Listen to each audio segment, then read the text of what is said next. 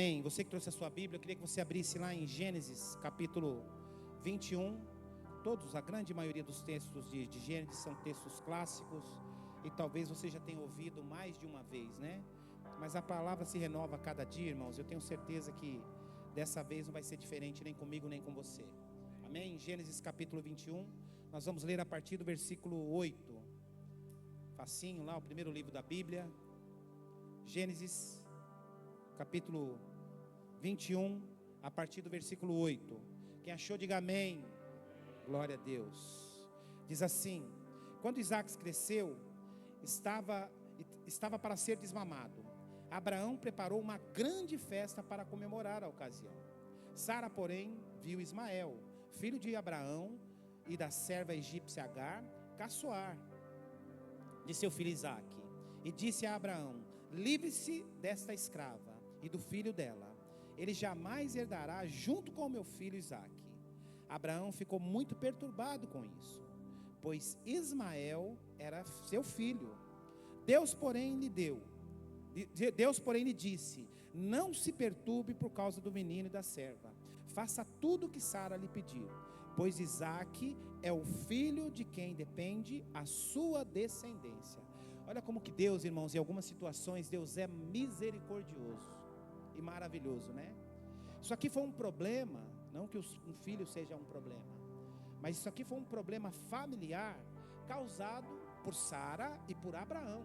Porque Abraão e Sara tinham uma promessa. A promessa não era só para Abraão, a promessa era para Sara e para Abraão. Eles tinham uma promessa: vocês serão pais de multidões. A promessa era ela, mesmo eles avançados de idade. E eles chegou um determinado momento de tanto esperar que eles acharam que a promessa já havia passado, que a promessa já havia sido revogada. E o que acontece? Sara dá uma sugestão: não, por que você não tenta ter uma filha? Eu não posso lhe dar filhos, mas a serva pode lhe dar. E aí o tempo passou, Isaac cresceu um pouquinho, está sendo desmamado. Aqui, irmãos, a Bíblia, os historiadores não têm uma precisão, mas aqui estima-se que Ismael tinha entre 14 e 17 anos, era um pré-adolescente, mas já era um rapazinho, né? E Isaac estava sendo desmamado, e aqui começa o problema. Abraão tinha um filho, Ismael, com a sua serva, e agora a promessa se cumpriu sobre a vida de Sara. Ela tem um filho, seu filho chamado Isaque, e o seu filho já está desmamando. E aqui vem o problema. Sara começa a se incomodar com aquilo. Ela vê o filho de Abraão mais velho com a serva caçoando, bagunçando, tirando barato, traduzindo para os dias de hoje, né? Caçoando da cara do filho dela. E ela se revolta, ela diz: olha, eu não quero mais nem esse menino e nem essa mulher aqui. Eles não vão crescer e não vão herdar aquilo que é do meu filho. Ou seja, Deus podia dizer para Abraão, que era o amigo de Deus, né? Deus podia dizer para ele, falou: ô manão, problema seu, ema, cada um com seus problemas, resolva aí. Irmãos, eu fico imaginando, e eu já cuidei de um caso assim, eu fico imaginando o quão difícil, e se você tem aqui, eu não sei, então não estou mandando recado para ninguém aqui, né? Espero que ninguém tenha essa situação. Mas eu fico imaginando o quão difícil é para uma família, para um casal, um filho fora do casamento. O quão é difícil. Olha, só um milagre do Senhor Jesus, irmãos, para restaurar uma família numa situação dessa. E eu conheço uma família restaurada numa situação dessa. Mas eu fico imaginando um problema, né, que Abraão estava vivendo aqui. Ele tinha um filho com o consentimento da mulher, mas ele tinha um filho fora do casamento. E aqui começam os problemas. Então, à medida que o problema surgiu, o Senhor podia ter dito para ele, falou assim: resolva teu problema, isso foi problema seu. Eu te dei uma promessa, eu dei uma promessa para Sara, mas você resolveu entrar num atalho, você resolveu mudar o caminho. Eu tenho falado aqui, irmãos, há 12 anos, e desde quando eu pregava lá em São Mateus, de que nós somos, você vai sempre ouvir isso de mim, para ficar na sua retina, para você não esquecer, nós somos resultados daquilo que nós decidimos 5 anos atrás, 10 anos atrás, 20 anos atrás. Nós somos resultado hoje de tudo isso. E nós seremos resultado daqui 10, 15, 20, 30 anos daquilo que nós temos semeado hoje, das decisões que nós estamos tomando hoje. Mas Deus tinha uma graça tão especial, Deus tinha uma graça tão especial na vida desse homem, que olha o que o Senhor diz a ele. O Senhor diz para ele, diante dessa situação, ele fica desesperado. De um lado a minha esposa e o meu filho da promessa, do outro lado a minha serva e o meu outro filho, sangue do meu sangue. O que eu vou fazer? Mas Abraão era um homem reconhecido como amigo de Deus. Acaso eu ocultarei alguma coisa do meu servo Abraão? O Senhor disse isso a respeito dele. Tal era o grau de intimidade que Abraão tinha com Deus. O Senhor não ocultava nada de Abraão. E o que acontece? Abraão vai buscar Deus. Senhor, me meti nessa enrascada. Senhor, me meti nesse buraco. Senhor, me meti nessa encruzilhada. O que eu vou fazer? Quantos de nós já nos colocamos numa situação parecida como essa, né? Não a respeito da situação de Abraão, que é uma situação crítica, mas quantos de nós já não tomamos decisões erradas e chegamos diante do altar, diante do Pai: Senhor, me meti nesse buraco, me meti nessa confusão, me ajuda. Quantas e quantas vezes, irmãos? Cheguei em casa, dobrei o joelho e falei: Senhor, me ajuda a sair dessa. Senhor, me ajuda, me livra dessa. Eu tomei a decisão errada, eu fui precipitado, eu fiz a coisa errada, me ajuda a sair dessa. Quantas e quantas vezes? Mas nós temos um Deus misericordioso. E aí diz o texto, a partir do versículo 11, né? Abraão ficou muito perturbado com isso, pois Ismael era seu filho. Deus, porém, lhe disse: não se perturbe o teu coração por causa do menino e por causa da serva. Faça tudo o que a sua mulher está te mandando, pois Isaque é o filho de quem depende a sua descendência. Contudo, também farei dele uma nação dos descendentes do filho de Agar, pois ele é o seu filho. Eu havia dito para você, sobre a sua descendência eu farei uma grande nação. Como ele é sua descendência, através dele, mesmo não estando aqui, eu farei uma grande nação. Versículo 14, na manhã seguinte, Abraão se levantou cedo, preparou mantimentos e uma vasilha cheia de água, e o pôs sobre os ombros de Agar. Então mandou ela embora com seu filho, e ela andou sem rumo pelo deserto de Berseba. Irmão, se nós olharmos aqui, e a gente precisa entender o contexto. Abraão, na manhã seguinte, ele preparou lá uma cestinha de alimentos, preparou lá uma botija de água e falou para ela: olha, pedala. Se nós olharmos aqui o contexto, a gente fala: mas que cara picareta, né? Teve um filho com a mulher, teve um filho com a serva, e agora está mandando a mulher embora. Mas a gente precisa entender os planos de Deus, que às vezes para a nossa ótica é loucura, às vezes para o nosso entendimento é muito difícil, mas ele estava aqui, Abraão era um homem guiado por Deus, assim, falho, humano como eu e como você, muitas vezes tomando decisões erradas, mas era um homem completamente dependente de Deus, e até aqui ele está fazendo tudo aquilo que Deus havia mandado ele fazer. E ele despede ela, ele fala: olha, não dá mais, a convivência aqui entre você e Sara é impossível, entre Ismael e Isaque é impossível, então toma o teu rumo, Deus vai cuidar de você.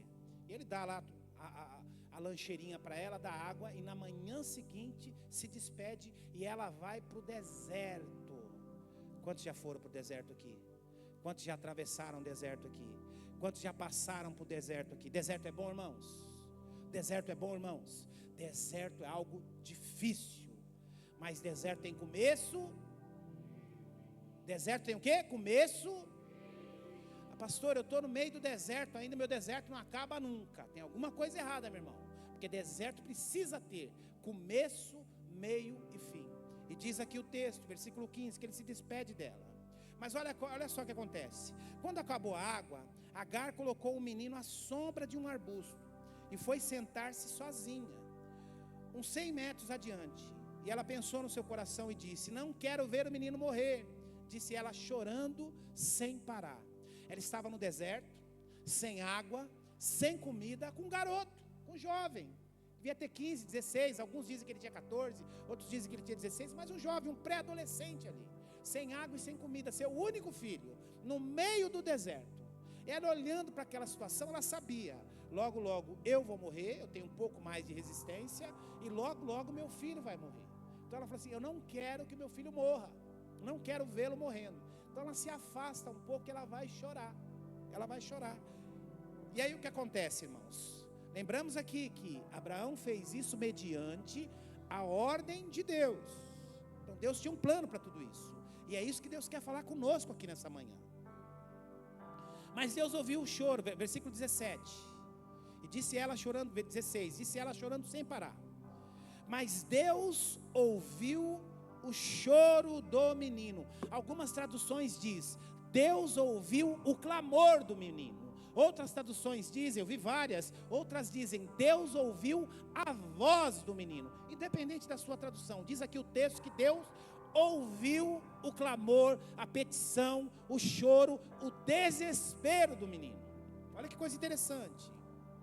E disse, que foi, Agar? Não tenha medo. Deus ouviu o menino chorar, ou o menino clamar, dali de onde ele está. Aí ele diz para ela, versículo 18, levante-o e o anime, pois farei dos descendentes dele uma grande nação. Então Deus abriu os olhos de Agar, e ela viu um poço cheio de água. Sem demora, encheu a vasilha de água e deu para que o menino bebesse. Versículo 20. Deus estava com o menino enquanto ele crescia no deserto. Olha que coisa poderosa. Deus estava com o menino enquanto ele crescia no deserto. Vamos falar muito sobre isso aqui. Aí versículo 21. Enquanto ele crescia sobre o deserto, Ismael se tornou flecheiro, estabeleceu no deserto de Parã. A sua mãe conseguiu para ele uma esposa egípcia. Coloque sua mão sobre esse texto. Pai querido, nós queremos te agradecer, Pai, pela tua palavra. Nós queremos te agradecer por este tempo, Senhor, de comunhão entre os irmãos. Como é bom nos reunir como igreja. Pai, fala conosco mais uma vez. Fala ao nosso coração, que esta palavra possa penetrar no nosso coração como um punhal. E que nós possamos sair daqui mais uma vez, renovados, cheios da tua presença. No nome santo de Jesus. Amém e amém. Irmãos, como eu comecei no início da mensagem, aqui havia um problema muito sério, um problema familiar, e um problema que começa a se tornar um problema espiritual. Abraão teve devido a uma decisão errada dele e da sua esposa, em conjunto, ele não adulterou, ele não pulou a cerca, ele não fez nada disso. Foi uma sugestão da sua esposa, ele achando que a promessa não ia se cumprir. A esposa diz a ele, por que você não tem um filho com a sua serva, para que essa promessa se cumpra? Eu acho que a promessa que o Senhor nos deu, não se refere a mim, se refere a você. E ele vai e toma essa atitude, e lá na frente o problema começa a acontecer. Está tendo uma festividade aqui, está tendo uma comemoração entre Abraão, todos os seus parentes, todos os seus servos, e ali no meio dessa comemoração há uma confusão, há um desentendimento entre Agar e Sara, entre Ismael e Isaac. E aí ela decide, olha, não quero mais que essa mulher viva aqui. Mas a Sara era a oficial, Sara era a matriarca. E aí Abraão, como homem de Deus que era, ele vai clamar ao Senhor, pedindo, Senhor, me dá direção. E o Senhor diz a ele, olha, despede ela, amanhã seguinte dela cuido eu, deste problema cuido eu. Aqui começa, irmãos, com a graça e a misericórdia de Deus. Eu já contei para vocês aqui experiências minhas pessoais desde criança, mas quantas vezes já não aconteceu com você? Quantas vezes, irmãos, nós já não tomamos decisões erradas, nós já não fomos precipitados, às vezes no casamento, às vezes na vida pessoal, às vezes uma decisão de trabalho, uma decisão de negócio, uma compra, uma venda, nós tomamos uma decisão completamente precipitada, e a gente sofre com as consequências, e a gente dobra o nosso joelho e fala, Senhor, tem misericórdia, me ajuda nessa. E muitas vezes, irmãos, algumas vezes não, muitas vezes as consequências são graves e a gente precisa lidar com ela, mas muitas vezes o Senhor nos livra desses embaraços. E é isso, e é essa graça que Abraão experimenta. O Senhor diz para ele, despeça, que dela e dele cuido eu. Então, começa por aí. Aí diz o texto, irmãos, que no meio da viagem, acaba o pão, ela está no deserto, acaba o pão e acaba a água. Aí imagina o desespero de uma mãe com um filho pré-adolescente, ela sabendo, olha, já esse menino vai morrer, esse menino não vai aguentar. Viveu a vida inteira sobre a proteção, sobre a batuta do pai, comendo bem, morando bem, bebendo bem, se vestindo bem. Agora estamos no meio do deserto, estamos no meio de uma necessidade, estamos no meio aqui de uma escassez. Esse menino não vai suportar. Então ela fica desesperada, ela se afasta e diz, eu não quero ver o meu filho morrer. E diz o texto que ela se afasta daquela situação para não ver o filho. E Deus vê essa situação. E Deus diz a ela: Agar, por que você está desesperada? O que está acontecendo? E ela responde ao Senhor, ela diz: Senhor, o odre secou. Senhor, não tem mais água. Deixa eu falar um negócio para vocês, irmãos. Muitas vezes, muito crente, talvez você se identifique com isso aqui. Tem crente que só acha que a vida vale a pena enquanto o odre está cheio. Tem gente que acha que a vida só vale a pena enquanto a botija tem água, enquanto a geladeira está cheia, enquanto as coisas estão funcionando bem. Eu tenho falado aqui ano após ano. Todos nós estamos sujeitos a passar por dificuldades, a circunstâncias difíceis. Entretanto, nós não podemos jogar o nosso odre fora. No tempo certo, na hora certa, no tempo que a gente menos esperar, esse odre vai encher de novo. Esse odre vai encher de novo. O desespero dela é: vou jogar o odre fora, e vou esperar meu filho morrer, e depois morrerei também. Esquecendo da dependência de Deus. Esquecendo da dependência de Deus. Eu quero dizer algo para você: muitas vezes o odre vai secar. Muitas vezes o odre pode secar, o odre pode esvaziar, mas saiba que nós temos um Deus que jamais vai nos desamparar. Ainda que você esteja no meio do deserto, com o odre seco, nós não dependemos de homens, nós não dependemos da nossa própria força, nós dependemos do Senhor. A nossa dependência está no Senhor. Então não é casa, não é um bom emprego, não é um bom salário, não é isso que vai sustentar a nossa vida. O que sustenta a nossa vida é o Senhor, é a dependência no Senhor. Nossa vida não está sustentada sobre as coisas, mas sim sustentada no Senhor. Amém? Então a gente começa aprendendo isso aqui. Agora olha o que diz o versículo 16. E foi sentar-se sozinha aos 100 metros adiante, porque ela não queria ver o filho morrer. Não quero ver o meu menino morrer, disse ela chorando sem parar. Irmãos, como que você enxerga as situações de dificuldades? Como que você tem enxergado, às vezes um momento difícil que você está vivendo, ou um momento difícil que você viveu, ou um momento difícil que você está prestes a viver? Como que você tem enxergado cada situação? Se tem recurso, eu creio. Se as coisas estão caminhando bem, eu creio. Se as coisas estão funcionando na vida da minha família, está tudo bem. Agora, se não tiver, eu quero largar tudo, eu quero morrer, eu não quero fazer mais nada. Sabe, irmãos, o que nos ensina aqui que a gente aprende aqui com Agar e com Ismael, é a maneira que nós enxergamos a vida. Ela estava no meio do deserto, sem comida e sem água. A única coisa que ela enxergou foi a morte. E é algo natural, ela está no meio do deserto, sem água e sem alimento. A única coisa que ela enxerga aqui foi a morte. Entretanto, irmãos, Deus pode fazer milagre no meio do deserto. Deus pode fazer, Ele pode entrar na nossa vida a hora que Ele quiser, na nossa casa, no nosso casamento, na nossa saúde, a hora que Ele quiser.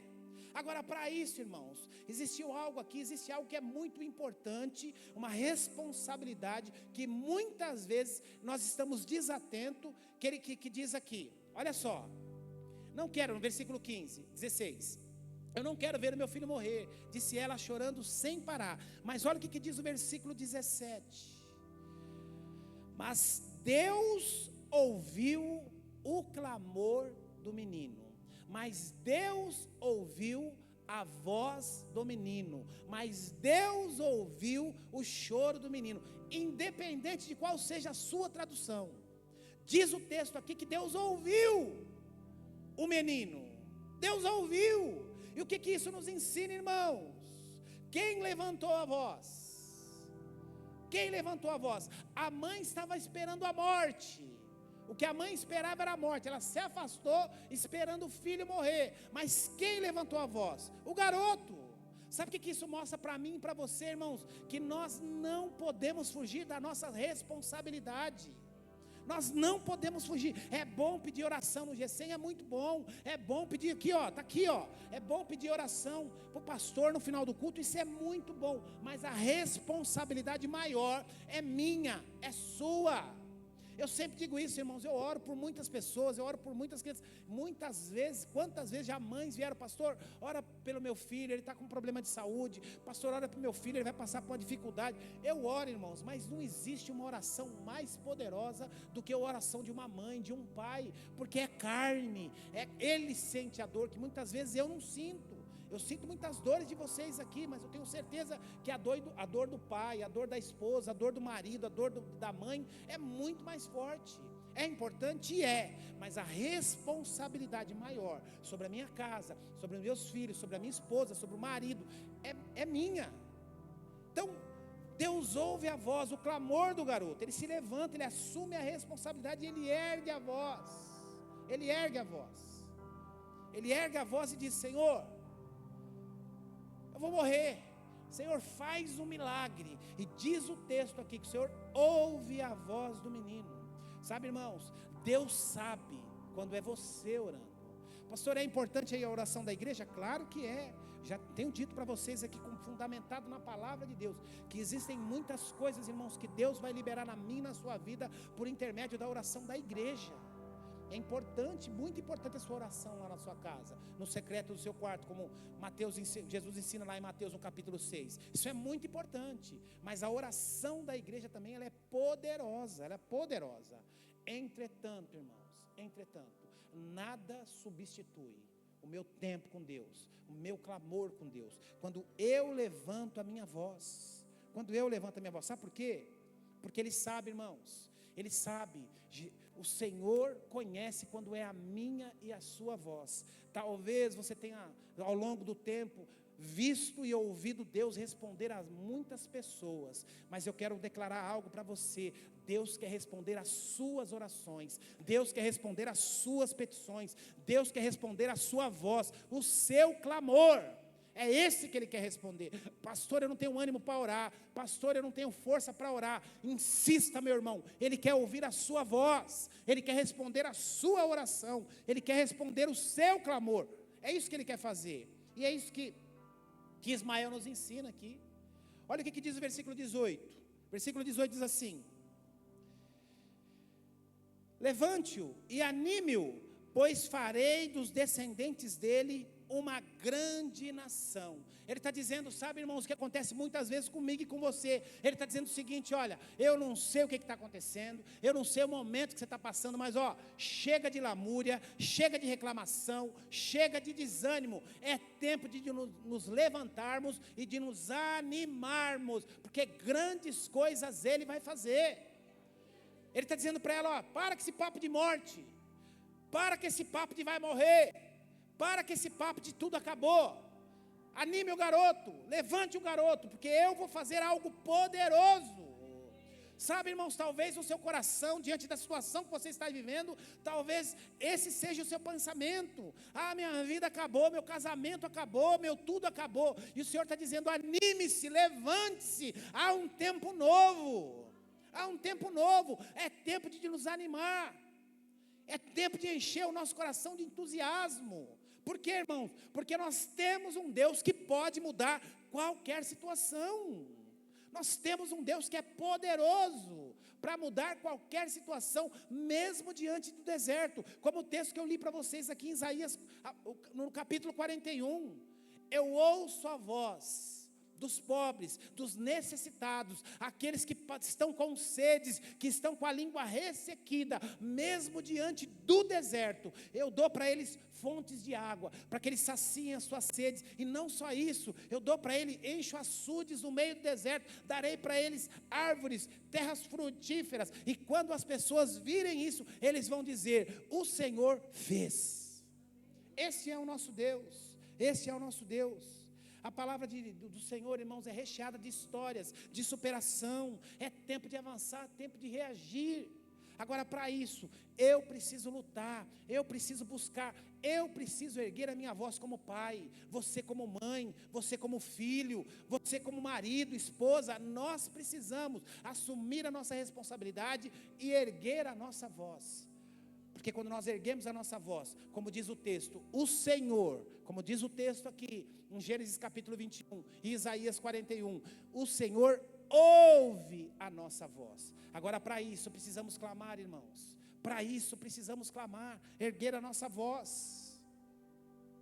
É tempo de avançar, é tempo de reagir. Versículo 19. Olha o que diz aí, algo que eu tenho falado há tanto tempo. Então Deus abriu os olhos de Agar. Olha que coisa interessante, irmãos. Mais uma vez, ela joga o odre fora, se afasta do filho e fala: fique aí, que eu não quero ver você morrer.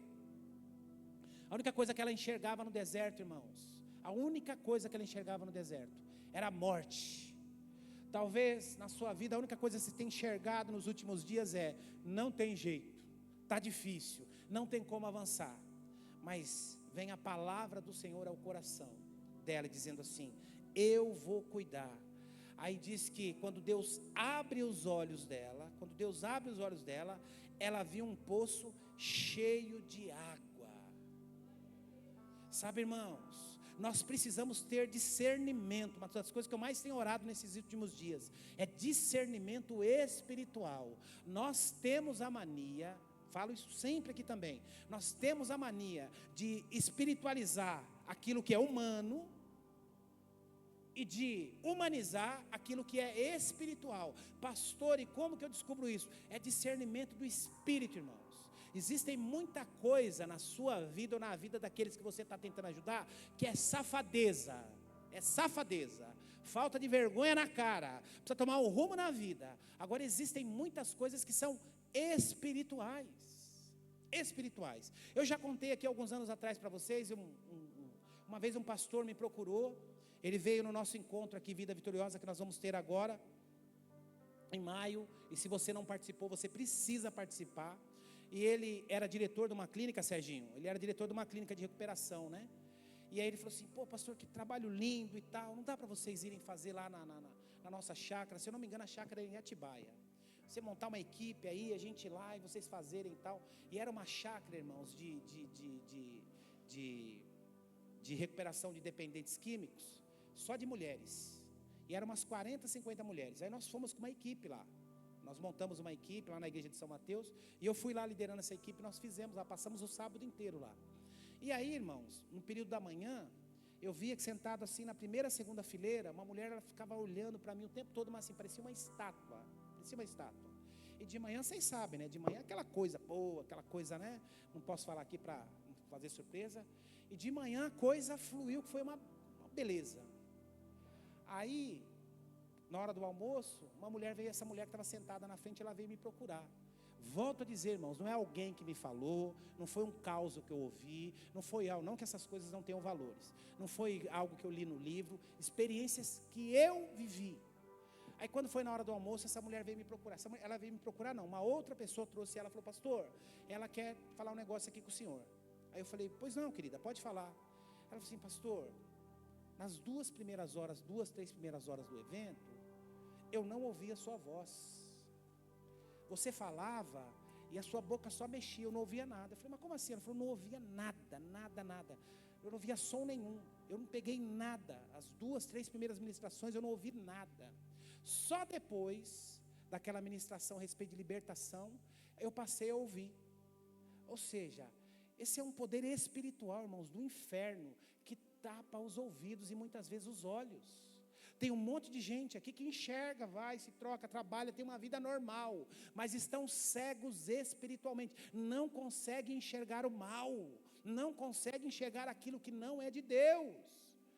Mas ele enxerga, fisicamente ele enxerga tudo. Se eu perguntar que cor que é a minha camisa, ele vai falar preta. Que cor que é meu tênis? É branco. Que cor que é a camisa do Ricardo? É vermelha. Ele vai falar, que é a visão humana, mas não consegue ter uma visão espiritual. E nós precisamos buscar esse discernimento diante de Deus, para você enxergar o que está acontecendo na vida do seu filho, para você enxergar o que está acontecendo na vida do seu marido, da sua esposa, na sua casa, na sua vida financeira, na sua saúde. Nossa, isso é fácil? Não. Isso é fácil? Não. Isso leva tempo? Leva. E como? Orando e buscando ao Senhor. As minhas filhas eu criei, irmãos, assim, eu e a Marisa. Quando elas eram pequenas, nós dizíamos assim para elas, para ensinar desde cedo não mentir. Nós falávamos assim, quando elas faziam alguma coisa: não, pai, não fui eu. Aí eu falava assim: eu e a Marisa. A Marisa chegava e falava assim, ó, seu pai vai orar. E se você fez, você sabe que Deus vai mostrar para ele, né? Então saiba disso, seu pai vai orar. Dali a pouco elas vinham. Não, eu fiz assim, assim, assim. E quando era eu, era a mesma coisa. Não fiz. Eu falava, sua mãe vai orar. E Deus vai mostrar para ela. E você sabe que Deus mostra. Passava 2 minutinhos. Muitas vezes, não foi mesmo. E muitas vezes ela enchia, quando não era, você vai ver, pai, Deus vai mostrar que eu não fiz nada. Fala para a mãe orar, pode orar. A gente sabia. E foi assim a vida inteira, né, Marisa? Nós fizemos isso. Mas deixa eu falar um negócio, a gente falava isso como retórica, para impressioná-las. Mas nós orávamos mesmo, irmão. Nós orávamos mesmo, para Deus revelar. E sempre fizemos isso, para Deus revelar o que está errado. Agora, isso é discernimento espiritual. Nós precisamos buscar isso. Agar estava no meio do deserto e a única coisa que ela enxergava aqui, irmãos, era a morte, era a sequidão, era a falta de água. Mas diz o texto aqui que o Senhor abriu-lhe os olhos. Ó, atenção aqui, menino, não distrai não. O Senhor abriu-lhe os olhos. E a partir daí, o que ela enxerga? Quando o Senhor abre os olhos para ela, ela vê um poço cheio de água no meio do deserto. Você já pensou o que é isso, irmãos? O Senhor colocar uma fonte de água viva no meio do seu deserto, no meio da sua sequidão, no meio da sua tribulação, no meio da sua confusão. Este é o nosso Deus. Quando Ele abre nossos olhos, quando Ele abre a nossa mente, por isso que Paulo fala, precisamos de uma metanoia, mudar completamente a nossa visão, mudar completamente os nossos pensamentos, para que a gente possa experimentar aquilo que o reino dos céus tem sobre a nossa vida, que o reino espiritual tem sobre nós.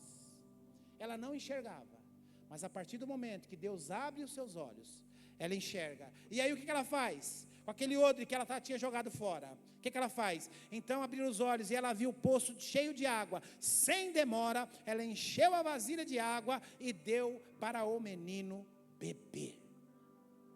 Sabe, irmãos, quando os nossos olhos são abertos, a nossa vida se abre também, a nossa mente se abre, o nosso coração se abre e a nossa vida começa a prosperar, começa a avançar em todas as áreas. Agora, o porquê disso? Por que disso? Porque o Senhor abriu os olhos dela. Sabe, irmãos, eu tenho certeza que Deus quer abrir uma fonte, na nossa vida, na sua casa, na sua família. Agora, para isso, irmãos, nós precisamos enxergar com os olhos de Deus. Nós precisamos enxergar como Deus nos enxerga, E fazendo uma recapitulação aqui para a gente poder ter um tempo de oração. Em primeiro lugar, como que você tem enxergado a vida? Como que você tem enxergado as situações? Como que você tem enxergado o momento que você está vivendo, o momento que você já viveu? Né? O negócio é com você, você precisa clamar, você precisa orar, você precisa, entendendo, versículo 17, que Deus ouve a nossa voz, Ele ouviu o clamor, ouviu o choro do menino. Não é tempo mais, irmãos, de ficarmos nos lamentando, na lamúria, reclamando de todas as coisas. É tempo de nos levantar e nos animarmos. E é tempo de pedir, Senhor, abra os meus olhos.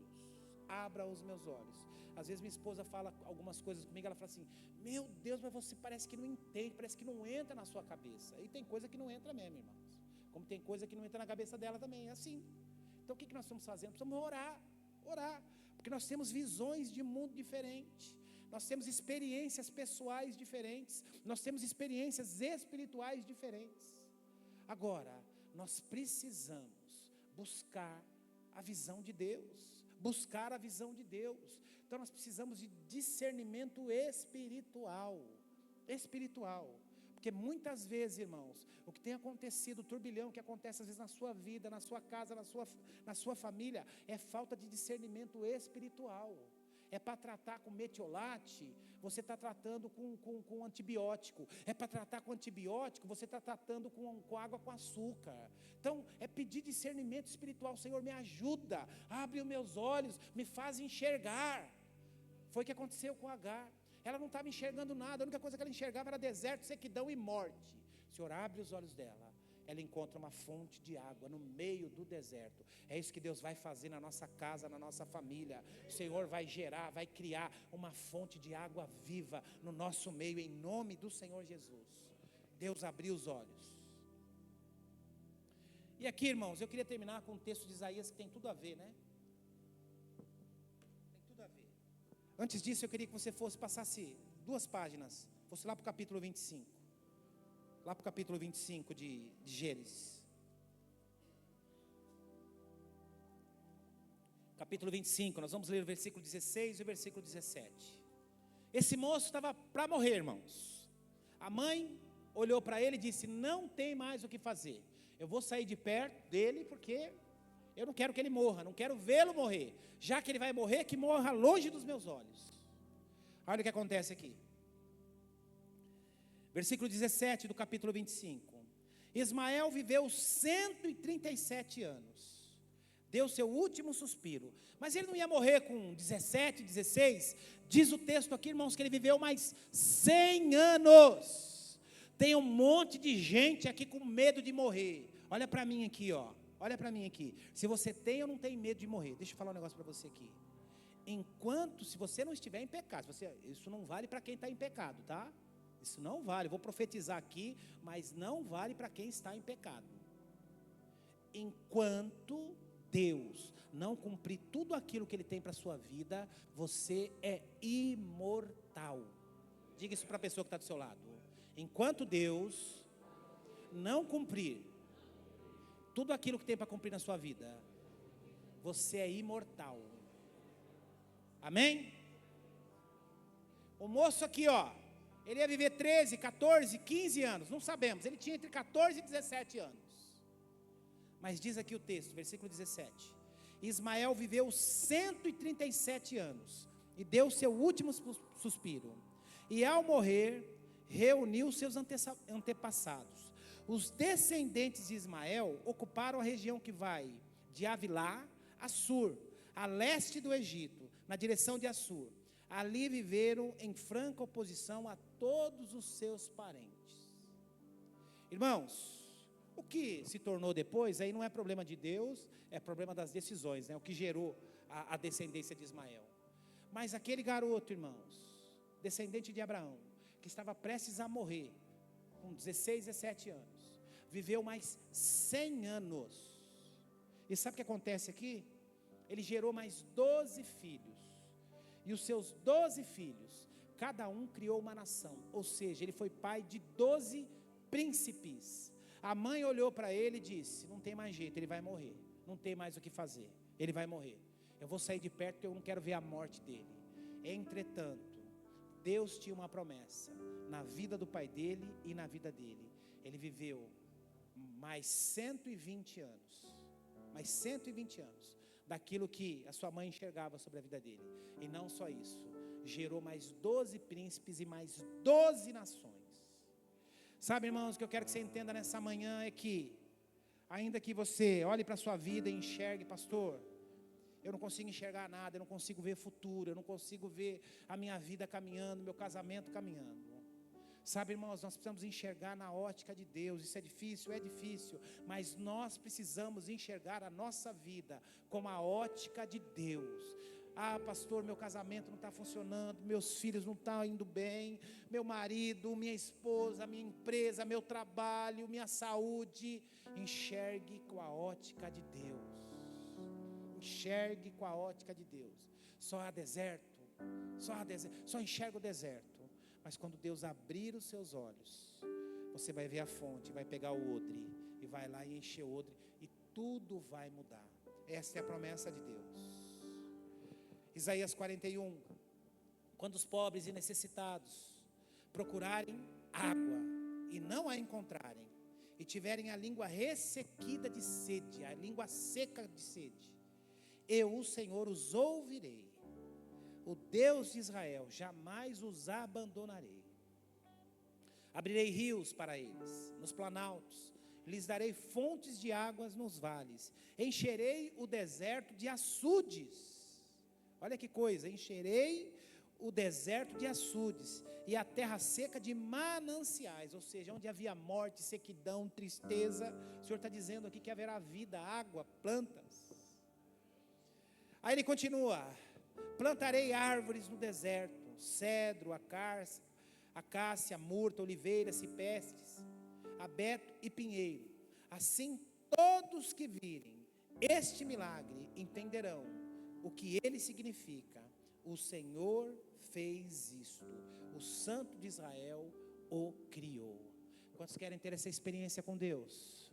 Quantos creem nessa experiência com Deus? Você crê nisso? Então vamos ficar em pé, vamos orar, irmãos, para que essa promessa se cumpra sobre a nossa vida. Para que essa promessa se cumpra sobre a nossa vida. Eu não sei como está a sua vida, eu não sei como está a sua casa, eu não sei como estão os seus pensamentos, se estão em ordem ou fora de ordem. Mas uma coisa eu sei, irmãos, nós temos um Deus que transforma deserto em fonte de água viva, que transforma uma terra seca em uma terra frutífera. Amém? É isso que Ele quer fazer na minha e na sua vida. Então comece a erguer